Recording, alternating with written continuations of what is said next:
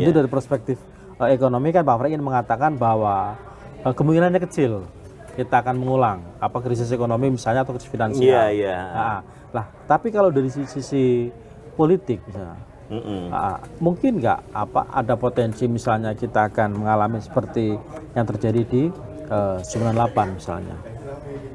Juga kecil sebenarnya. Kecilnya itu karena ini koalisi ya yang terbentuk ini itu membuat kemudian channel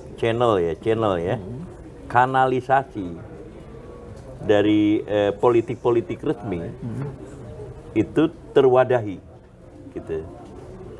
Jadi kan sekarang ini yang di luar itu kan hanya mahasiswa. PDI dengan PKS. PKS masuk, sudah masuk sekarang. PKS masuk Akhirnya. Oh, akhirnya masuk. Masuk PKS PKP bareng. Nah, terus PDIP pun sebenarnya sedikit lagi repot ini. Gitu. Repotnya itu karena mau bulan April. Gitu. Dan mau pengadilan. Gitu. Nah, jadi yang ada adalah di unorganized groups gitu. Kelompok-kelompok yang tidak terorganisasikan dengan bagus gitu.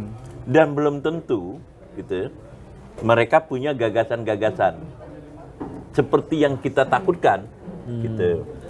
Sebab yang kita katakan itu ya sebenarnya itu ada teori yang dikembangkan oleh pengarang bukunya The Moral Economy of the Peasant itu.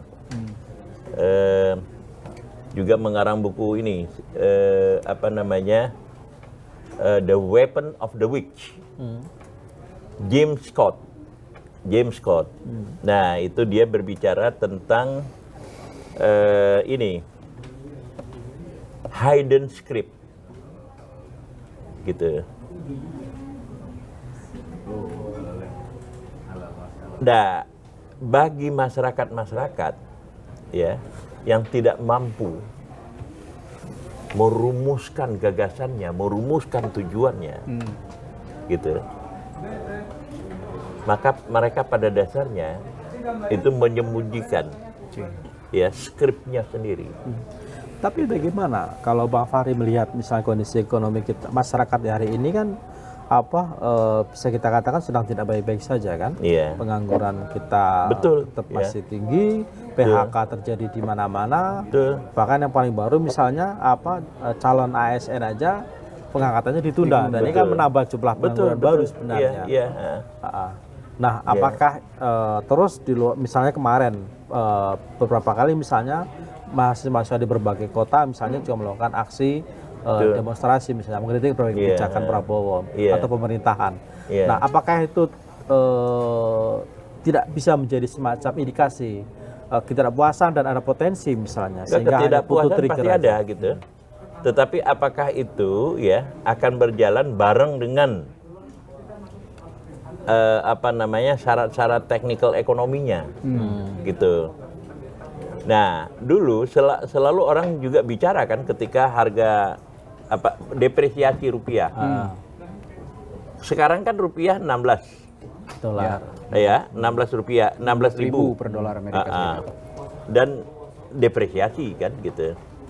Dulu kita dari 2.500 turunnya sampai 6.000 itu sudah berat sekali kan. Karena devisa kita gitu. Jadi capital flight itu terjadi. Sekarang capital flight-nya tidak terjadi. Jadi capital flight itu jangan kira uang langsung dikirim ke luar negeri. Tapi Anda berdua itu punya rupiah, Anda beli dolar. Itu namanya capital flight. Gitu. Itu tidak terjadi. Pasar tidak panik.